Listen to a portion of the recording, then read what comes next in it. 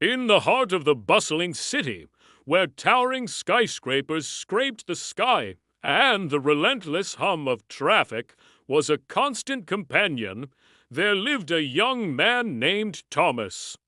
Thomas was a man of simple pleasures.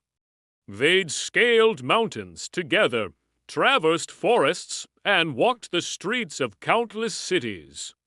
The souls, worn thin with age, couldn't withstand the city's unforgiving concrete jungle.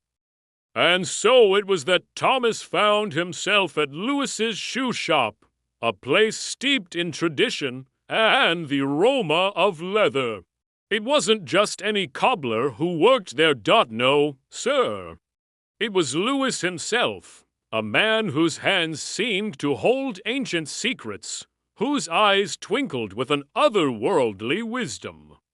Some shoes, he said, know the way. And with that cryptic answer, he handed Thomas a small package and watched him leave the shop.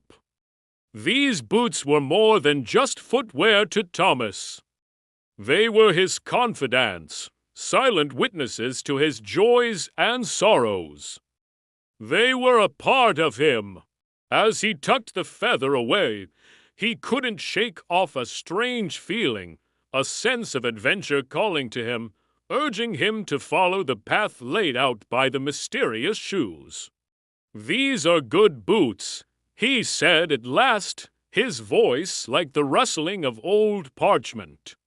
The shoes sat patiently by the door, their leather sighing softly as if coaxing Thomas to action.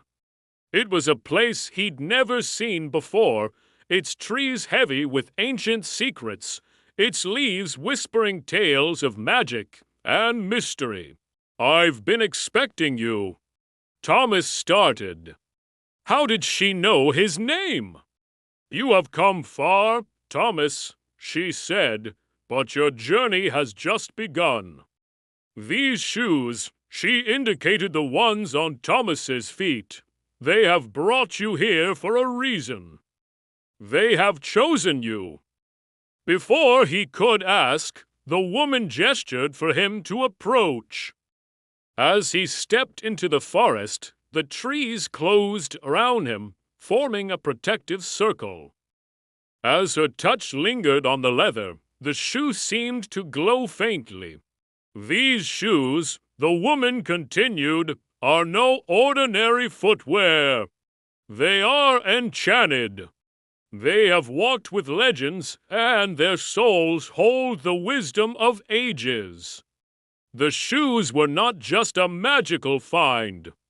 They were a catalyst, forcing him to confront his beliefs, his fears, and his desires. "I'm ready," he said, his voice firm. "Show me what I am meant to do." The woman's face broke into a wide smile, her eyes twinkling with approval. "That is the spirit," she exclaimed.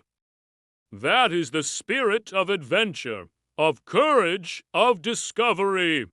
They can guide you, protect you, help you achieve what you desire most." The air grew cooler, carrying the scent of pine and damp earth. "Come, Thomas," she said, extending a hand. "Let us begin." His journey so far had been filled with the unexpected, and now he found himself in the presence of magic and mystery. The forest around them seemed to hum with anticipation. And as they ventured deeper into its embrace, he knew that his life would never be the same again.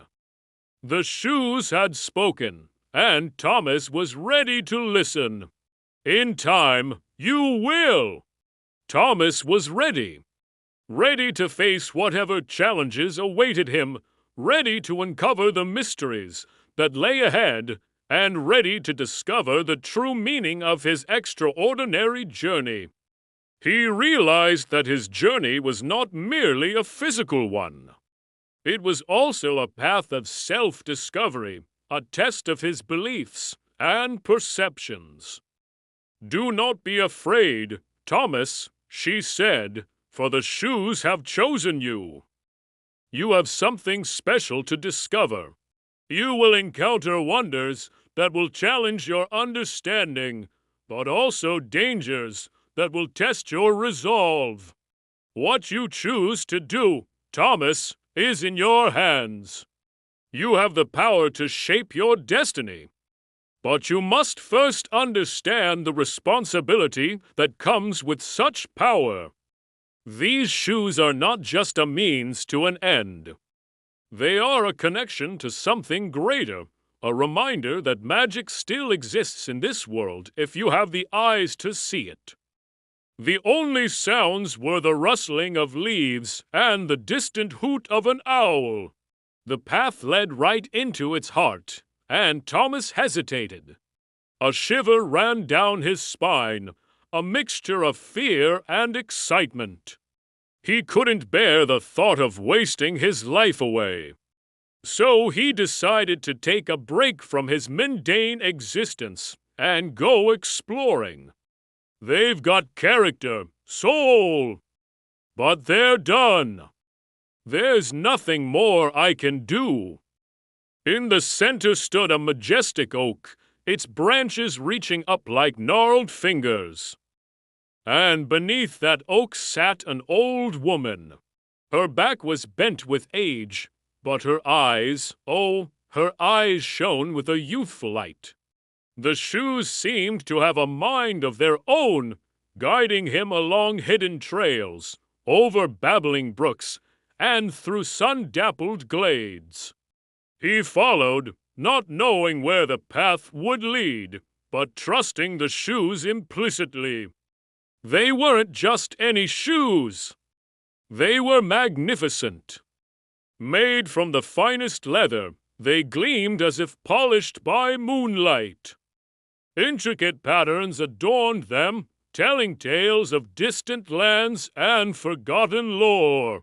When Thomas slipped them on, it felt as if the shoes had always been a part of him. They fit perfectly. Thomas felt a pang of sadness. These weren't just shoes. They were a part of his life story. To lose them was to lose a piece of himself. He found joy in the smallest things, like the warm glow of sunrise, the melody of birdsong, or the comforting aroma of freshly brewed coffee. But his greatest love was for shoes. Not just any shoes, mind you, but shoes that whispered stories of adventures yet to be had. He had this one pair of worn leather boots that had been with him through thick and thin. But one day, as fate would have it, these loyal companions gave out. As Lewis examined Thomas's beloved boots, a deep frown creased his weathered face. Lewis, sensing Thomas's attachment, placed a reassuring hand on his shoulder. "I understand," he said, "but you must let go sometimes, lad. Not everything can stay the same forever. The river keeps flowing, the seasons keep turning. It's the way of the world." His words hung in the air, a gentle reminder of life's constant change. Then, as if to illustrate his point, Lewis reached under the counter and pulled out a pair of shoes. "What?" Thomas exclaimed, surprised. "But how?" Lewis only smiled mysteriously, his eyes twinkling. Confused but intrigued, Thomas opened the package. Inside was a single white feather, soft as a whisper and light as a dream.